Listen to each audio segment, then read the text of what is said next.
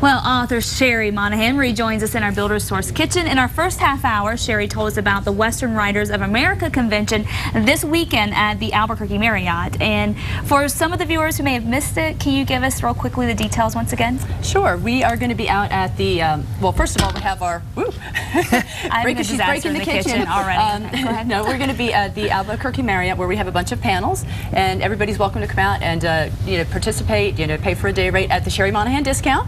Yes, that's right. And then we're going to be having the book signing at the Barnes & Noble tomorrow between 4 and 7. And there's going to be some great authors out there, local authors. Johnny Boggs, Kirk Ellis will be there. We also have Ann Hillerman will be there, Michael McGarity. So come on out. There's a bunch of us there. Yeah, and so don't forget, like she was talking about the discount, make sure you mention that you saw this information. That's on right. Right here. That's right. And in addition to researching and writing about the Victorian West, Sherry, you also explored the food and wine of the time.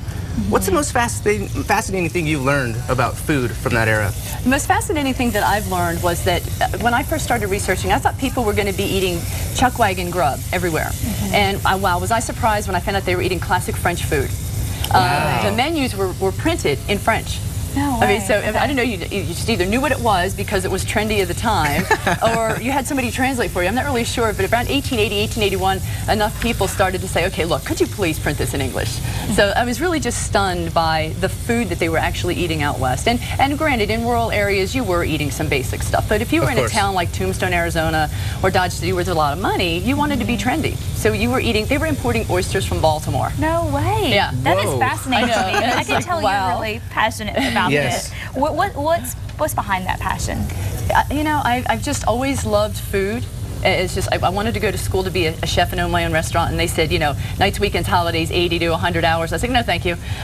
So my dad loved the West, and I'm wearing his tie class in honor of him. And so he just influenced my West. I grew up in New Jersey, live in North Carolina, but I love West. So it sort of fuels my passion. And I also have learned that you love making up concepts. How did you come up with the Wine-Street concept? Wine-Street. Wine-Street concept. Well, I'm a marketing person. You have to be as an author.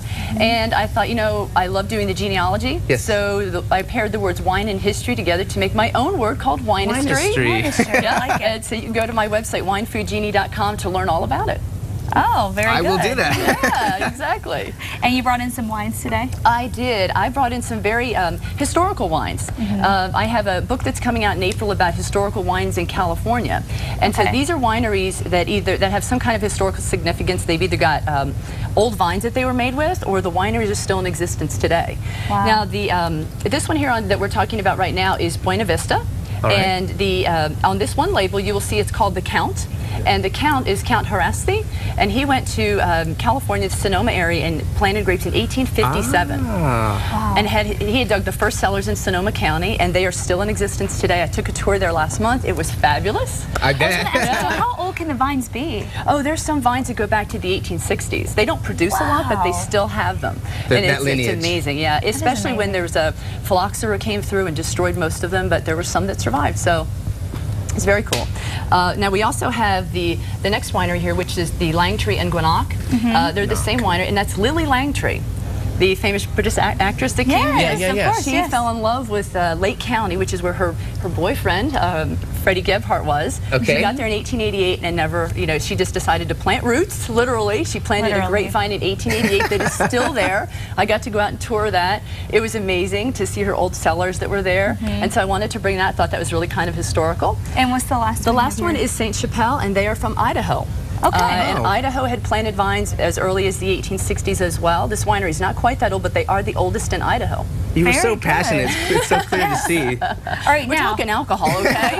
Alcohol, let's move to the food. What are we cooking today? We are making macaroni a la Italienne. Right. And if you notice, the a la Italienne is a very French influence. Yes. And so what basically they would do is an a la whatever would be a sauce. And so this is the Italian sauce. So it's basically onions, and we're going to do some tomatoes, which I want to add in right now, and a little bit of flour. And that's going to thicken it a little bit for us. Okay. And I'm just gonna, here's a cook measuring 2 tablespoons. That looks good. I love when cooks do that. Speed cook, exactly. Speedy cook here. So just a little bit of, just a little bit of flour. Because what that does is you've got the butter in here and it makes a roux. Okay. And that will help thicken the sauce a little bit. You just want to cook the flour out, and we're just going to add the tomatoes in here. Smells delicious, by the way. This is just tomato sauce. These are just crushed tomatoes. Crushed tomatoes. Just crushed tomatoes. that we're going to put in here. And we've got some macaroni I already cooked, because I wouldn't want you to eat hard macaroni. That's just not a good thing. Can't do that. And I'm just going to reach over here and grab my little secret spice packet that I brought from home. Okay. It is green, but it is just oregano. Just and oregano. Salt and pepper, a little parsley. I actually grew that in my garden at home. I like to do organic herbs. Oh, I love that. Yeah, it's always the best when it comes It's straight so from much the garden. fresher. I mean, you can do, totally I dry my own, and so and it's just so fresh when you can do that. Okay. And then so you just add that in there, and then you just kind of stir it up and get it hot. Yep, and you're supposed to, you could let this simmer for, you know, another 15 minutes and it would get even better. But, you know, since we don't have that time, you know, and I know you guys are starving and just dying to try it, you know, I'm just going to let this go through for a couple of minutes. And then you're just going to end up throwing that on top. I'm just going to add the macaroni in here. Okay. There's a little bit of the pasta water in there, which is always good to help give it a little bit more flavor to the sauce. Now, can you use any kind of pasta? Any kind of pasta. We have elbow macaroni today. Do you prefer elbow macaroni? That's more traditional. I like elbow macaronis myself. Well, it's what they would have used back in the day. Is that right? Yeah, or just spaghetti, thicker spaghetti, and just broken. Of course. Into little, you know, tiny pieces. They would have eaten it. Okay, and so this is something this is one of the recipes from. This is a recipe that is in my book, Taste of Tombstone, and this was what I did when I was looking for recipes. You know, I thought, okay, well, what did they make? All of the recipes were in private collections, so I couldn't have access to them. But what I found out was that the old newspapers would print the menus in the paper. Wow. So you could go literally look through this at home, look through the paper, and decide which restaurant you wanted to go to. And so I was able to. Sorry to cut you off, but where can our viewers go for more information about you and your work? They can go to, I have a couple of websites, sherrymonahan.com. You can find all about me, the Victorian West info, and the winefoodgd.com as well. All right, lots of places to go for information, and we'll have those websites on our website, casa.com. And when we come back, we're going to be tasting this delicious food and wine. Stick around. Sounds like a nice weekend. Yeah, it's gonna be. It looks pretty good, and of course, we got to taste this food. Yes, let's go ahead and do that. Thanks to all of our guests on today's show, and of course, if you want to find out more information, go to our website, casa.com.